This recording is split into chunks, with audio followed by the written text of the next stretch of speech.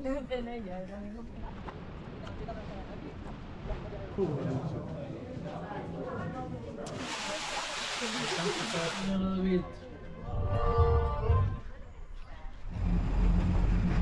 like you. It's nice to have around. There's a palace actually.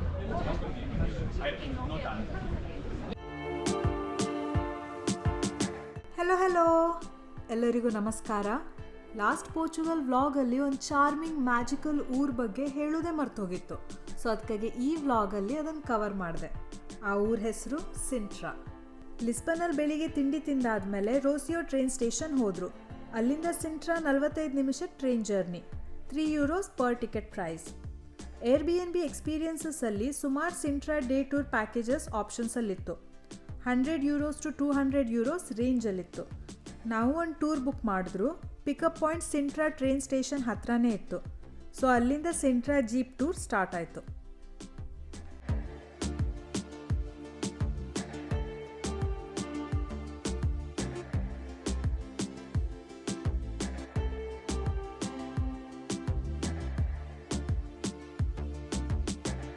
ಸಿಂಟ್ರಾ UNESCO world heritage ಸೈಟ್ಸಲ್ಲೊಂದು. ಇಲ್ಲಿ ಸುಮಾರು palaces, gardens ಹಾಗೆ rich ಹಿಸ್ಟ್ರಿನೂ ಉಂಟು. ನಾನು ಫಸ್ಟ್ ಸಿಂಟ್ರಾ ನೋಡಿದವಾಗ ನಂಗೆ ಅನ್ಸೋದೇನೆಂದರೆ ಆರ್ಟಿಸ್ಟ್ ಬಂದು ಚಿತ್ರ ಬಿಡಿಸಿಟ್ಟು ಹೋದಂಗಿತ್ತು. ಅದ್ರ ಕಡೆ ನಂಗೆ ಗೊತ್ತಾಯಿತು ಈ ಊರು ನೋಡ್ಲಿಕ್ಕಷ್ಟೇ ಚಂದ ಅಲ್ಲ, ಬಟ್ ಇಲ್ಲಿ ತುಂಬ ಡೀಪ್ ಮಿಸ್ಟಿಕಲ್ ಸೀಕ್ರೆಟ್ಸ್ ಅಂದರೆ ಅದೃಶ್ಯ ಮತ್ತು ರಹಸ್ಯಮಯ ಇನ್ಫಾರ್ಮೇಷನ್ ಉಂಟಂದು. ಅದೇನಂದು ಮುಂದೆ ನೋಡುವ. ಹಾಗೆ ಸಿಂಟ್ರಾನ ಡಿಸ್ನಿಲ್ಯಾಂಡ್ ಆಫ್ ಎಡಲ್ಟ್ಸ್ ಅಂದು ಕರೀತರು. ಬಿಕಾಸ್ ಇದು ನೋಡಲಿಕ್ಕೆ ಹಾಗೆ ಫೇರಿ ಟೇಲ್ ಸ್ಟೋರೀಸಲ್ಲಿ ಇರ್ತದಲ್ಲ ಹಾಗೆ ಇತ್ತು.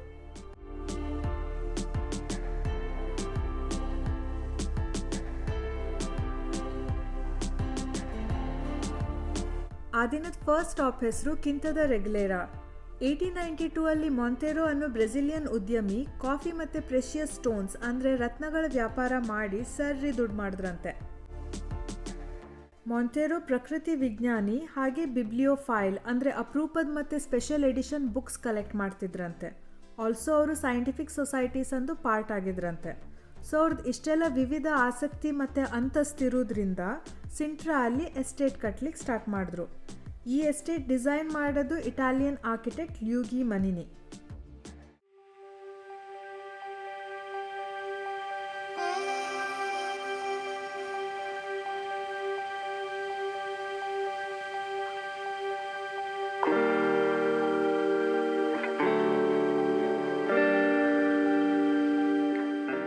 ಇಲ್ಲೊಂದು ಬಾವಿ ಉಂಟು. ಈ ಬಾವಿ ಹೆಸರು ಇನಿಷಿಯೇಟಿಕ್ ವೆಲ್ ಅಂದರೆ ಪ್ರಾರಂಭದ ಬಾವಿ. ಇದನ್ನು ನೀರು ತೆಗಿಲಿಕ್ಕೇನು ಕಟ್ಟದ್ದಲ್ಲ, ಇಲ್ಲಿ ಆ್ಯಕ್ಚುಲಿ ಗೂಢಶಾಸ್ತ್ರ, ಗೂಢ ವಿಧಿಗಳನ್ನು ಆಚರಿಸ್ತಿದ್ರಂತೆ. ಸೊ ಇದಕ್ಕೆ ಪಾಪ ಶುದ್ಧಿ ಸ್ಥಳ ಅಂದು ಕನ್ಸಿಡರ್ ಮಾಡ್ತರು.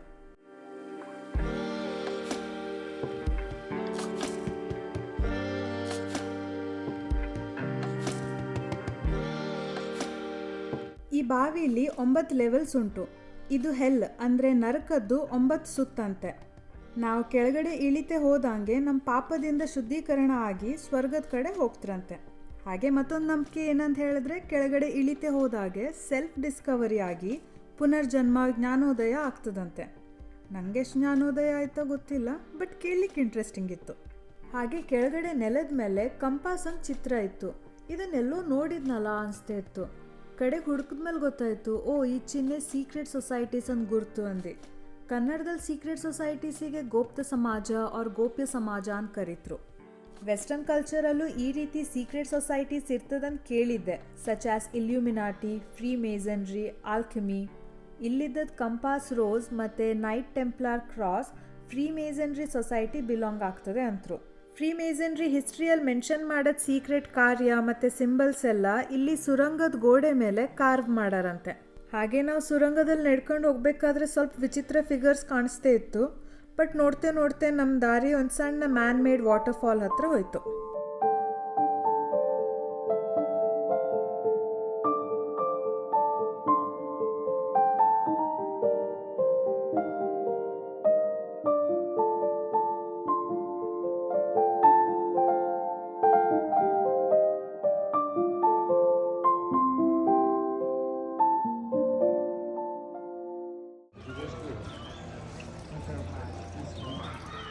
ಎಸ್ಟೇಟಲ್ಲಿ ಅಕ್ಲೆಕ್ಟಿಕ್ ಆರ್ಕಿಟೆಕ್ಚರಲ್ ಸ್ಟೈಲ್ ಅಂದರೆ ಬೇರೆ ಬೇರೆ ಟೈಮ್ ಅಂದು ಜಾಗದ್ದು ಡಿಸೈನ್ ಎಲ್ಲ ಮಿಕ್ಸ್ ಮಾಡಿ ಅವ್ರದ್ದೇ ಒಂದು ಯುನೀಕ್ ಸ್ಟೈಲ್ ರೆಡಿ ಮಾಡಾರೆ. ಮೊಂಟೆರೋ ಸತ್ತೋದ್ಮೇಲೆ ಅವ್ರ ಫ್ಯಾಮಿಲಿ ಹತ್ರ ಈ ಎಸ್ಟೇಟ್ ನೋಡ್ಕೊಳ್ಲಿಕ್ಕೆ ಆಗೋದಿಲ್ಲ ಅಂದು ಬೇರೆಯವ್ರಿಗೆ ಸೆಲ್ ಮಾಡಿದ್ರು. ಓವರ್ ದ ಇಯರ್ಸ್ ಇದು ಹಾಗೆ ಒಬ್ರಿಂದೊಬ್ರಿಗೆ ಪಾಸ್ ಆನ್ ಆಗ್ತೇ ಹೋಯ್ತು. 20th ಸೆಂಚುರಿಲಿ ಇದು ಮುನ್ಸಿಪಾಲಿಟಿ ಆಫ್ ಸಿಂಟ್ರಾ ಅಂಡರ್ ಬಂದು ಕಡೆಗೆ ಇದನ್ನು ಟೂರಿಸಮಿಗೆ ಓಪನ್ ಮಾಡಿದ್ರು.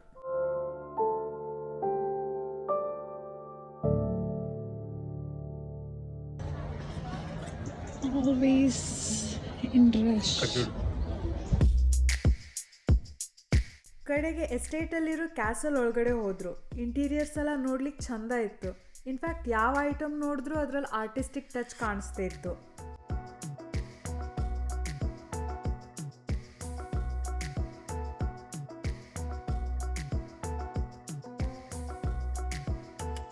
ಅಲ್ಲಿಂದ ಹೊರಗೆ ಬರೋ ತನಕ ಊಟದ ಟೈಮ್ ಆಗಿತ್ತು. ಸೊ ನಮ್ಮ ಗೈಡ್ ಸಿಂಟ್ರಾದೊಂದು ಲೋಕಲ್ ಶಾಪಿಗೆ ಕರ್ಕೊಂಡು ಹೋದ್ರು. ಫ್ರೆಶ್ಲಿ ಬೇಕ್ಡ್ ಬ್ರೆಡ್ಡಿಂದ ಮಾಡಿದ ಸ್ಯಾಂಡ್ವಿಚಸ್ ಮತ್ತು ವುಡ್ ಫೈರ್ಡ್ ಪಿಜ್ಜಾ ಆಪ್ಷನಲ್ಲಿತ್ತು. ಗೈಡಿಗೆ ಕೇಳಿದೆ ಯಾವ್ದು ಚಲೋ ಇರ್ತದಂದು ಸ್ಯಾಂಡ್ವಿಚ್ ಸಜೆಸ್ಟ್ ಮಾಡಿದ್ರು. ಸೊ ಅದನ್ನೇ ಆರ್ಡರ್ ಮಾಡಿದೆ. ಹಾಗೆ ನಮ್ಮ ಟೂರ್ ಗೈಡ್ ನಮ್ಗೆ ಆಪ್ಷನ್ ಕೊಟ್ಟರು. ಅಲ್ಲೇ ಕೂತು ಊಟ ಮಾಡೋದು ಅವ್ರ ಸೀನಿಕ್ ವ್ಯೂ ನೋಡ್ತೇ ಊಟ ಮಾಡೋದಂದು. ನಮಗೆಲ್ಲ ಹಸು ಆಗ್ತಾ ಇತ್ತು. ಸೊ ನಾವು ಅಲ್ಲೇ ಕೂತು ಊಟ ಮಾಡಿದ್ರು ಅಂದ್ಕೋಬೇಡಿ. ಬಿಕಾಸ್ ನಮ್ಗೆ ಹಸು ಆದರೂ ನಾವು ಕಂಟ್ರೋಲ್ ಮಾಡಿ ಸೀನಿಕ್ ವ್ಯೂ ನೋಡ್ತೇನೆ ಊಟ ಮಾಡುವ ಅಂದು ಅಲ್ಲಿಂದ ಹೊರಟ್ರು. ನಮ್ಗೆ ಯಾರಿಗೂ ಐಡಿಯಾ ಇರಲಿಲ್ಲ ಎಕ್ಸಾಕ್ಟ್ಲಿ ಯಾವ ಲೊಕೇಶನ್ ಹೋಗ್ತಾ ಇದ್ದಾರಂದು. ಸೊ ಟೂರ್ ಗೈಡಿಗೆ ಕೇಳಿದ್ರೆ ಅವರು ಸಸ್ಪೆನ್ಸ್ ಸೀಕ್ರೆಟ್ ಅಂತ ಮೇಂಟೈನ್ ಮಾಡ್ತಾಯಿದ್ರು. ನೋಡ್ತಾ ಇದ್ದಂಗೆ ಫುಲ್ ಕಚ್ಚಾ ರೋಡ್ ಸ್ಟಾರ್ಟ್ ಆಯಿತು. ಆ್ಯಂಡ್ ಹಾಗೆ ನಮ್ಮ ಕ್ಯೂರಿಯಾಸಿಟಿನೂ ಜಾಸ್ತಿ ಆಗ್ತಾಯಿತ್ತು. ಹಾಗೆ ಸ್ವಲ್ಪ ಹೊತ್ತಲ್ಲಿ ರೀಚ್ ಆದರು. ವಾವ್, ವ್ಯೂ ಎಷ್ಟು ಚಂದ ಇತ್ತಂದರೆ ನಂಗೆ ಹಸು ಆಗ್ತಾ ಇರೋದು ಮರ್ತೋಯ್ತು.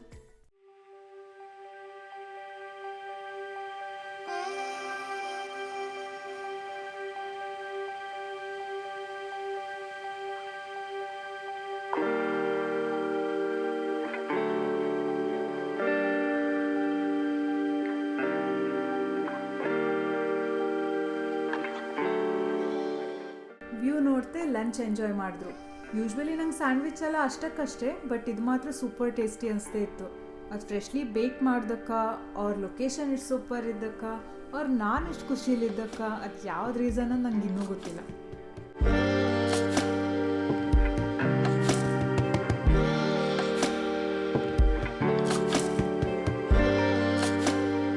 ಆಮೇಲೆ ನಾವು ನೆಕ್ಸ್ಟ್ ಡೆಸ್ಟಿನೇಷನ್ ಕಡೆ ಹೊರಟ್ರು. ದಾರಿಲಿ ಮತ್ತೊಂದು ಟೂರಿಸಮ್ ಜೀಪ್ ಫಾಲೋ ಮಾಡ್ತಾ ಇತ್ತು. ಹಾಗೆ ನೋಡ್ತೆ ನಮ್ಮ ಜೀಪ್ ಮತ್ತು ಅವ್ರ ಮಧ್ಯದಲ್ಲಿ ಒಂದು ಸಣ್ಣ ಆಫ್ ಕಂಟ್ರಿ ರೇಸಿಂಗ್ ಎಕ್ಸ್ಪೀರಿಯನ್ಸು ಆಯಿತು. ಆಮೇಲೆ ಅವರು ಸೇಮ್ ಲೊಕೇಶನ್ನೇ ಬಂದರು. ಸೊ ಅವ್ರು ವಿಸಿಟಿಂಗ್ ಕಾರ್ಡ್ ಕೊಟ್ಟರು. ಈ ಲೊಕೇಶನ್ ಹೆಸರು ಕಾಬೋ ದ ರೋಕಾ. ಇದು westernmost point of mainland Europe. As per Europeans ಇಲ್ಲಿ ಕ್ಲಿಫಲ್ಲಿ ನಿಂತಾವಾಗ technically on the edge of the world. ಹಾಗೆ ಇಲ್ಲಿಂದ ಅಟ್ಲಾಂಟಿಕ್ ಓಷನ್ ವ್ಯೂ ಚೆಂದ ಕಾಣ್ತಾ ಇತ್ತು.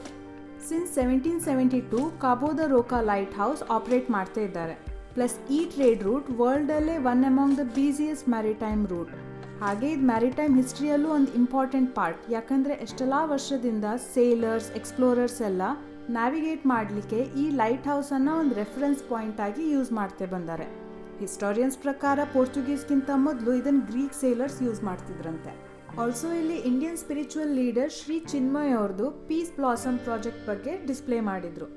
ಈ ಪ್ರಾಜೆಕ್ಟ್ ಏನಂದರೆ ಜಗತ್ತಿನಲ್ಲಿ ಶಾಂತಿ ಮತ್ತು ಏಕತೆಯನ್ನು ಸಪೋರ್ಟ್ ಮಾಡ್ತದೆ.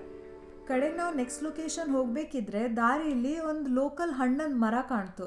ಸೊ ನಮ್ಮ ಟೂರ್ ಗೈಡ್ ನಮಗೆ ಟೇಸ್ಟ್ ಮಾಡಿಸ್ಲಿಕ್ಕೆ ಗಾಡಿ ನಿಲ್ಲಿಸಿ ಬೆರ್ರೀಸ್ ಕಿತ್ಕೊಂಡು ಬಂದರು. ಅಡ್ಡಿಲ್ಲ, ಚಲೋ ಇತ್ತು.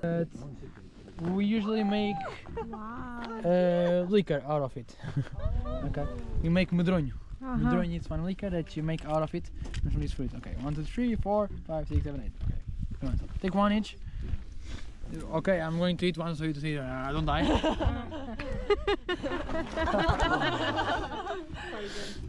ಸಿಂಟ್ರಾಲಿ ಮೈಕ್ರೋ ಕ್ಲೈಮೇಟ್ ಉಂಟು. ಮೈಕ್ರೋ ಕ್ಲೈಮೇಟ್ ಅಂತ ಹೇಳಿದ್ರೆ ಓಷನ್ ಮತ್ತು ಮೌಂಟೇನ್ಸ್ ಹತ್ತಿರ ಇದ್ದಾವಾಗ ಮಂಜು ಜಾಸ್ತಿ ಬೀಳ್ತದೆ. ಹಾಗೆ ವೆದರು ತಂಪಿರ್ತದೆ. ನಮ್ದು ಯಲ್ಲಾಪುರ ಸಿರ್ಸಿ ಸೈಡ್ ಇದ್ದಂಗೆ.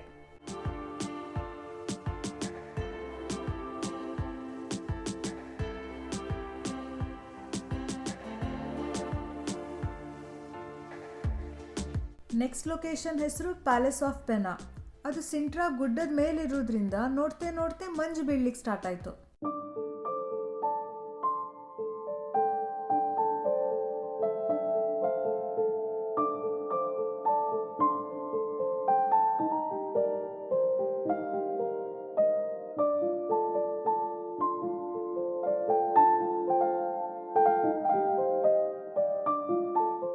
ಡಯಾನಾ ಪ್ಯಾಲೇಸ್ ರೀಚ್ ಆದಮೇಲೆ ಮ್ಯಾಪ್ ನೋಡಿದ್ರು. ಮೇನ್ ಡೋರ್ ಹೋಗೋ ತನಕ ಮತ್ತೂ ನಡಿಬೇಕಿತ್ತು. ಅಯ್ಯೋ ಅನಿಸ್ತು.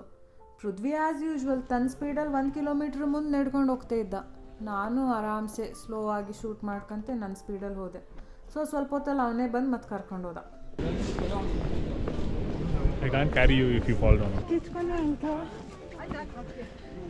ಅಂತೂ ಪ್ಯಾಲೇಸ್ ಹತ್ರ ರೀಚ್ ಆದಮೇಲೆ ಪ್ಯಾಲೇಸೇ ಕಾಣ್ತಾ ಇರಲಿಲ್ಲಾಗಿತ್ತು, ಅಷ್ಟು ಮಂಜು. ಬೇಸಿಕಲಿ ಈ ಪ್ಯಾಲೇಸ್ ಭಾಳ ಕಲರ್ಫುಲ್ ಅದೆ. ಸೊ ಕ್ಲಿಯರಾಗಿ ವ್ಯೂ ಸಿಗಲಿಲ್ಲ ಅಂದು ಇನ್ನೇನು ಸ್ವಲ್ಪ ಡಿಸಪಾಯಿಂಟ್ ಆಗೋದ್ರಲ್ಲಿದ್ದೆ. ಬಟ್ ಅಷ್ಟರಲ್ಲಿ ಒಬ್ಬರು ಟೂರಿಸ್ಟ್ ಬಂದು ಮಾತಾಡ್ಸಿದ್ರು. ಹಾಗೆ ಮಾತಾಡಿಸ್ದೆ ಒಂದೆರಡು ಸ್ವೀಟ್ ಮೆಸೇಜು ಕೊಟ್ಟರು. ಕೇಳಿ ಖುಷಿ ಆಯಿತು. It's delectably sweet, beautiful too. Why, well, naturally shooting. It belongs to you. So please don't worry about the sound. Thank you. Because like you, it's nice to have around. Stranger Shane ಅಂದೊಂದು ಸಣ್ಣ gesture personally ನಂಗೊಂದು reminder or a sign to be kind and spread positivity around. ಚಲೋ ಅನಿಸ್ತು. Okay, I was worried that it was your bus. It's all no. Great.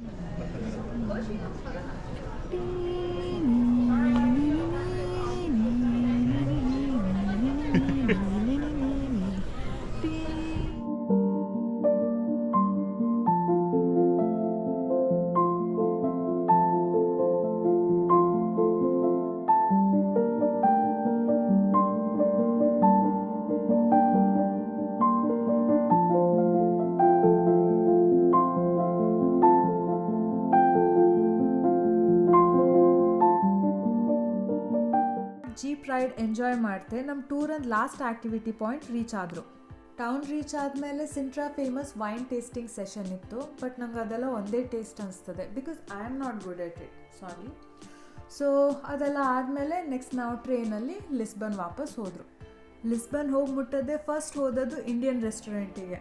ಆಹಾ, ಸಮಾಧಾನ ಆಯಿತು. With that, thank you so much for watching this vlog. ನಿಮ್ಗೆ ಈ vlog ಸೇರಿದ್ರೆ please like, comment, share and subscribe ಮಾಡಿ. Thank you.